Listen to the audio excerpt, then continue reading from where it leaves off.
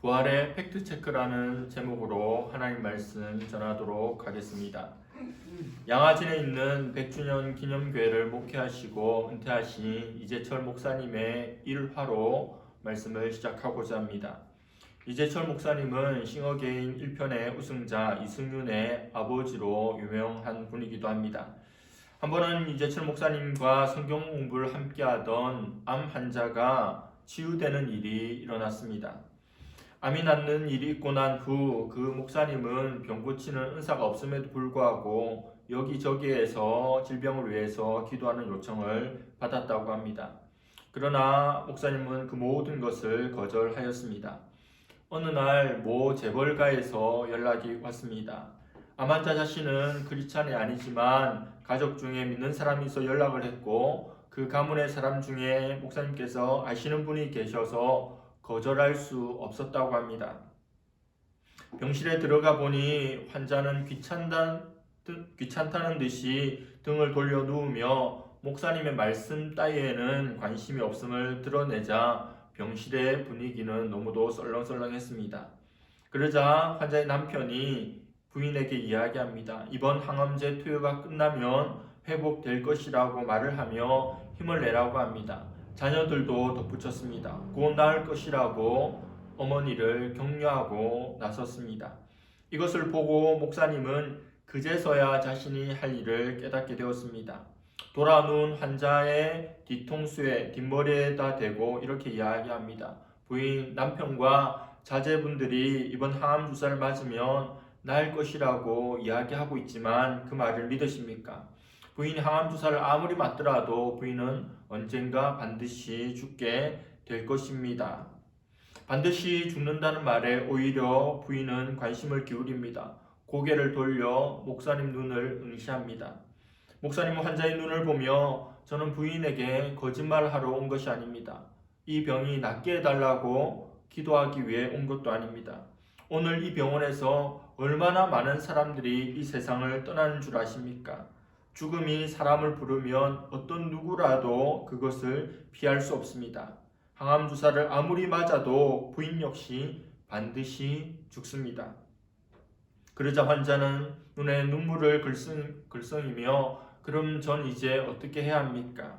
질문합니다.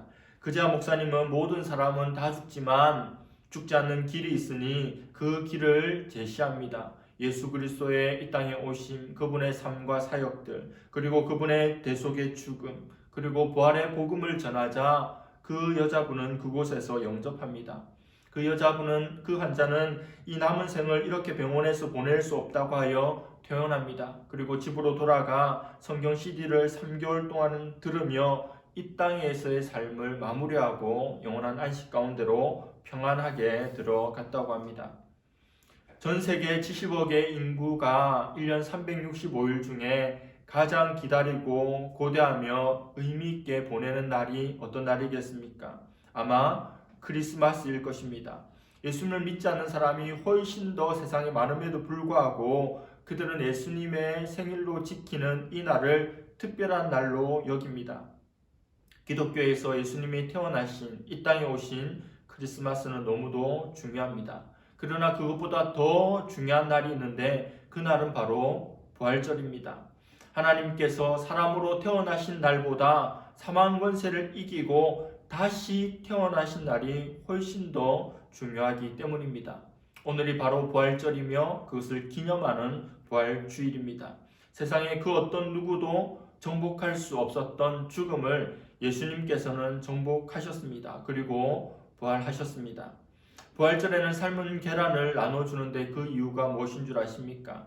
계란은 생명이 없는 것처럼 보이지만 어미 닭이 그 계란을 품고 있으면 알을 깨고 병아리가 나오는 것처럼 무덤 속에 있던 예수님께서 살아서 나오시는 것을 상징하고 기념하기 위한 것입니다.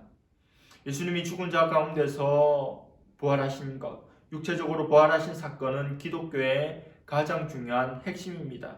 이것이 없다면 기독교가 성립할 수 없는 거죠. 세상 사람들은 과학과 이성과 논리가 중요하다고 생각합니다.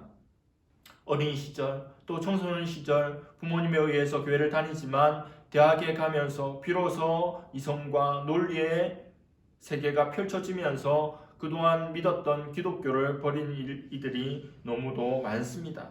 그러나 우리가 믿는 기독교, 또 우리가 믿는 하나님의 말씀, 하나님은 이 세상 모든 것 위에 있습니다. 과학 너머에 있는 것입니다.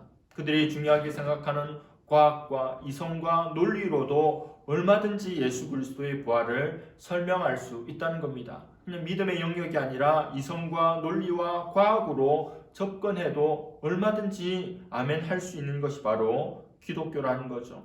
오늘 예수님께서 부활하신 그것이 얼마나 역사적 사실이라고 하는 것을 한번 다루어 보고자 합니다. 그리하여 예수님의 부활 사건의 팩트 체크를 한번 해보고자 합니다. 그 첫 번째는 빈 무덤입니다. 예수님께서 부활하셔서 비어있는 무덤에 대해서 생각하겠습니다. 비어있는 무덤에 대한 많은 이론들이 있습니다. 첫 번째 주장하는 사람들은 예수님께서 죽지 않았다 이렇게 주장합니다. 그러나 성경은 이렇게 말씀합니다. 요한복음 19장 33절과 34절입니다. 예수께 이르러서는 이미 죽으신 것을 보고 다리를 꺾지 아니하고 그 중 한 군인이 창으로 옆구리를 찌르니 곧 피와 물이 나오더라. 예수님께서 십자가에 달려 고통을 당하시고 있었습니다.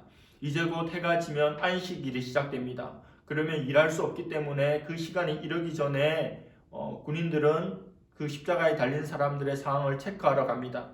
다리를 꺾는다는 것은 어떤 의미냐면 십자가에서 고정되어 있으면 호흡을 하려면 온몸을 비틀어야 호흡을 할 수 있는데 그 동력이 다리로부터 나오는 겁니다. 다리를 꺾어버리면 더 이상 몸을 비틀 수 없고 호흡을 할 수 없는 거죠. 그래서 사람을 빨리 죽이는 것이 다리를 꺾는 것입니다.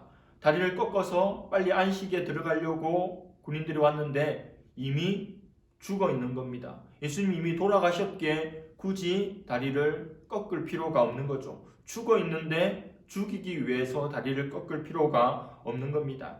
다리가 꺾임을 당하지 않았다는 것은 구약의 말씀의 성취이기도 합니다. 또 군인이 창으로 옆구리를 찌르니 피뿐만 아니라 물까지 나왔다고 합니다. 이미 사망하신 후라고 하는 거고, 또 특별히 물이 나왔다는 것은 의사들에 의하면 심장이 이미 터졌기 때문이라고 합니다. 그래서 빈 무덤을 보면서 예수님 죽지 않았다 라고 하는 것은 말이 되지 않습니다. 두 번째는 제자들이 이 시체를 훔쳐갔다고 주장하는 사람들이 있습니다. 예수님이 무덤에 들어가시고 묻히시고 그 무덤 앞에는 로마의 병사들이 지키고 있었습니다. 왜 지키고 있었냐 하면 예수님께서 살아계실 때 제자들에게 내가 부활할 것이다, 다시 살아날 것이다 라고 이야기한 것을 이미 그들은 알고 있었고, 이 일을 막기 위해서, 제자들이 훔쳐갈 것을 막기 위해서, 예수님 부활하셨다라고 거짓말할 것을 막기 위해서 군인들을 둔 것입니다. 그리고 그 무덤 앞에는 1.5톤에 해당하는 돌로 그 입구를 막았고 도장을 찍어 놓은 임봉한 상태였습니다. 그리고 예수님의 제자들이 예수님이 죽으신 후에 어떤 모습을 보였습니까? 소망을 잃어버린 모습도 보여줬습니다. 제자들이 시체를 훔쳐가지 않았던 거죠. 또 권력자들이 시체를 훔쳐갔다는 주장을 하는 이들도 있습니다. 그렇다면 예수님께서 살아났다고 주장할 때 무슨 소리야, 여기 시체가 있는데 라고 제시해야 하는데 제시할 수 없었던 거죠.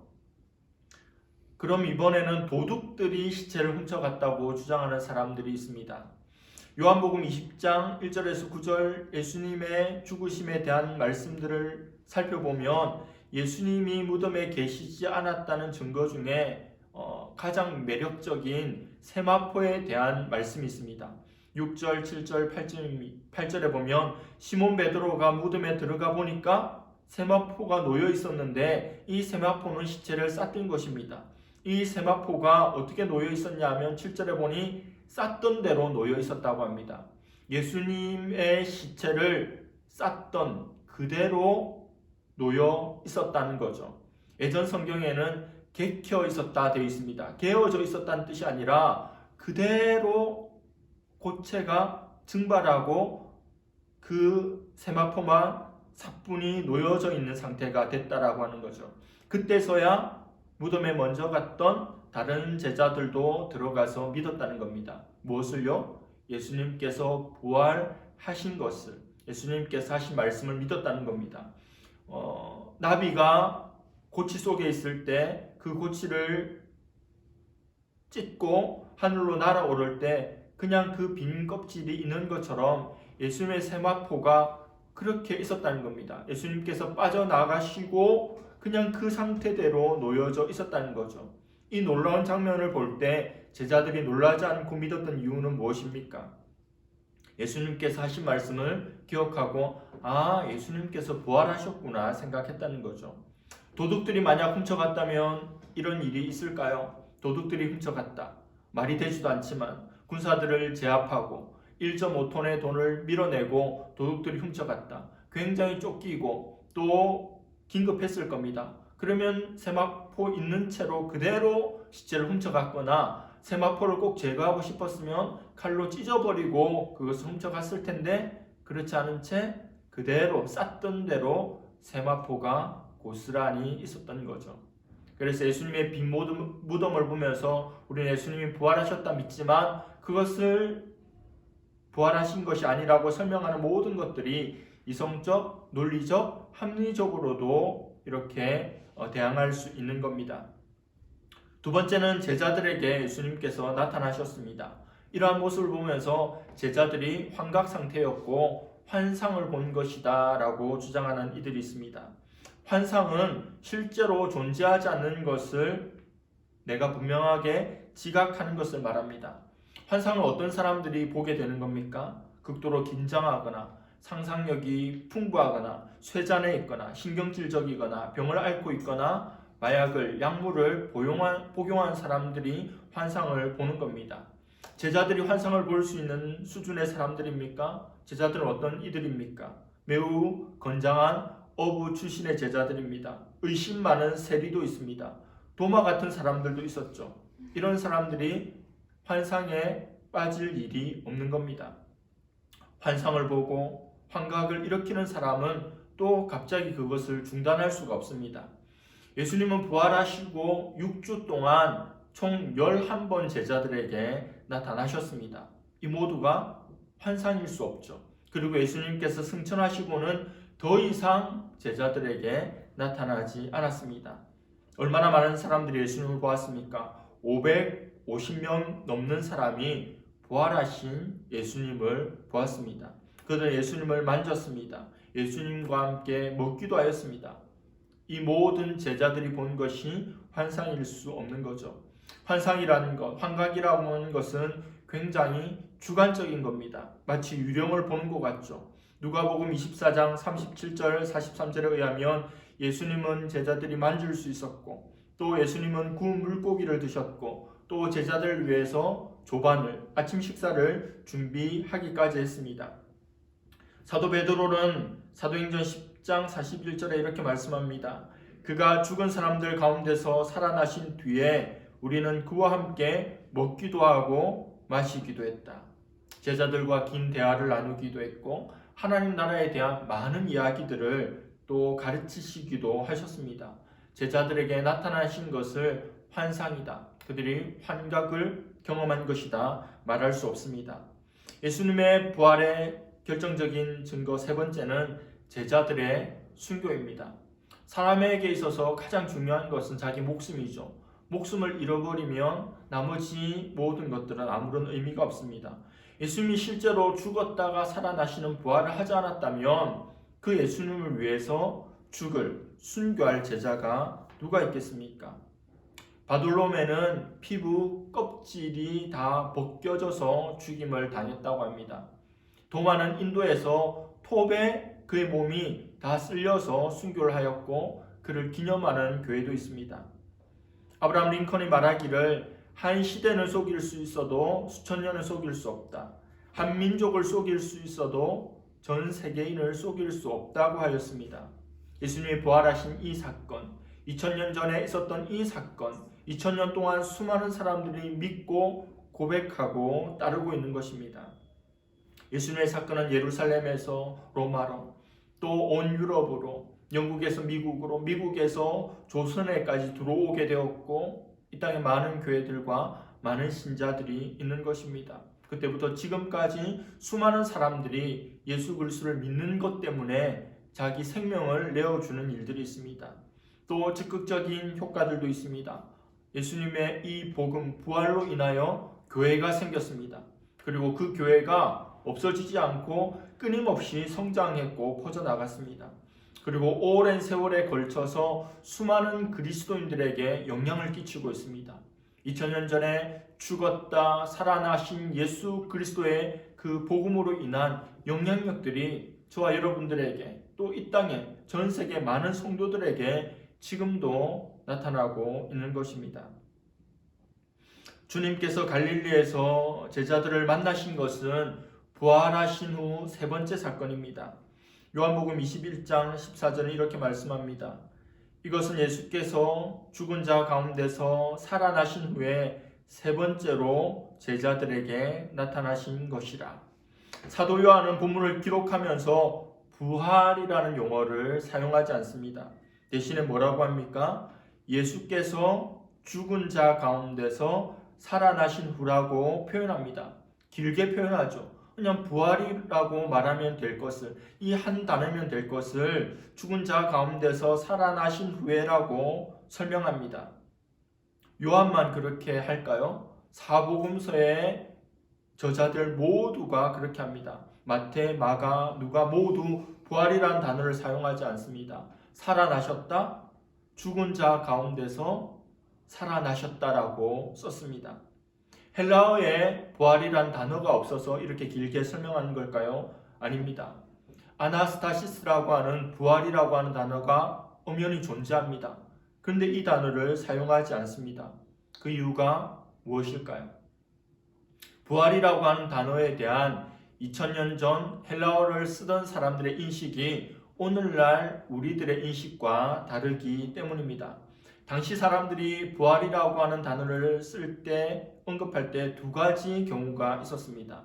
첫 번째는 부활은 절대로 있을 수 없는 일임을 표현할 때 부활은 없어 라고 하는 의미로 썼습니다. 두 번째는 현실과 동떨어져 있는 전설이나 신화 속 이야기를 할 때 부활이라고 하는 단어를 썼다는 겁니다. 그래서 복음서 기자들이 마태, 마가, 누가, 요한이 부활이라고 하는 단어를 쓰면서 이 복음서를 기록했다면 그 설명을 듣는 사람들이, 보는 사람들이 예수님의 이 죽으시고 살아나신 것을 새빨간 거짓말이나 허황된 전설이나 신화로 받아들일 것이 뻔했기 때문입니다. 그래서 복음서 기자들은 약속이나 한 듯이 당시 부정적인 의미인 부활을 다른 말로 풀어서 쓴 것입니다. 복음서 기자들이 썼던 말을 더 좀 실감나게 이야기하면 예수님께서 죽어서 시신이 되셨다가 시체가 되셨다가 다시 살아나셨다라고 표현한 겁니다. 이것을 4명의 복음서 기자들이 이 용어를 쓰면서 기록한 이유는 무엇일까요? 그것이 실제로 일어난 일을 강조하기 위함입니다. 오늘 말씀을 마무리하고자 합니다. 예수님 자신에 대해서 하신 말씀들을 살펴보면 우리는 예수님에 대해서 3가지 경우의 수를 생각할 수 있습니다. 첫 번째는 하나님의 아들이고 지금도 하나님의 아들이며 또 그분 자신이 하나님이라고 하는 것으로 볼 수 있는 경우 한 경우입니다. 두 번째는 미친 사람으로 보는 거죠. 미쳐서 그 자신이 어떤 주장을 하는지도 모르고 아무 말이나 하는 사람입니다. 세 번째 경우는 그보다 더 끔찍한 것인데 귀신 들린 악마와 같은 존재였다는 겁니다. 성경에 나오는 예수님에 대한 여러 말씀들을 살펴보면 예수님이 미쳤다거나 귀신 들린 악마라고 볼 수 없습니다. 예수님이 하셨던 가르침, 그분의 인품, 그분의 행하신 여러 가지 사역들, 그리고 구약에 예언되었던 말씀들이 성취된 것, 그리고 특별히 오늘 살펴본 죽음을 정복한 이 중요한 것을 볼 때 그런 주장들은 터무니없고 비논리적인 것이라 할 수 있습니다. 그렇다면 무엇입니까? 예수님이 하나님의 아들이신 거죠. 예수님이 살아계신 하나님이신 것입니다. 그래서 인간의 몸을 입고 이 땅 가운데 오신 100% 인간이었지만 아무도 할 수 없었던 그 일을 또 말씀대로 사망 권세를 깨뜨리고 부활하신 능력의 존재라는 것을 우리가 믿게 되는 것입니다. 사도신경도 고백하고 있는 것이고 또 이후에 성경에도 말하고 있듯이 우리에게도 부활이 있고 우리는 그것을 믿습니다. 왜냐하면 예수님께서 죽으셨다가 다시 살아나셨기 때문에 우리도 육신을 떠나 우리 육신이 썩어 없어지고 타 없어지더라도 주님 다시 오실 때 우리 몸도 예수님이 그러셨던 것처럼 부활하게 될 것을 우리는 믿어야 할 것입니다. 이 부활의 소망을 가지고 승리하며 또 부활의 권세를 가지고 살아가는 그런 저와 여러분들 될 수 있기를 간절히 바랍니다. 기도하겠습니다. 하나님 아버지, 하나님의 아들로 이 땅에 태어나셨고 또 30년간 목수의 아들로 사셨고 또 3년 동안 공생의 사역들로 하나님의 말씀을 가르치시며 천국 복음을 전파하시며 모든 병자들의 모든 연약한 것들을 고치시는 일을 이루시며 가장 중요한 십자가를 지시고 죽으셨다가 살아나신 예수 그리스도를 찬양하며 영광을 올려드립니다. 가장 중요한 이날 가장 중요한 예배를 하나님 앞에 올려드리게 하여 주신 것을 감사합니다. 주와 함께 죽고 주와 함께 사는 우리 영혼의 고백이 날마다 있게 하여 주시고 부활의 권세와 능력으로 승리하며 살아가는 우리 모두가 되게 하여 주시옵소서. 감사드리며 예수님의 이름으로 기도드립니다. 아멘.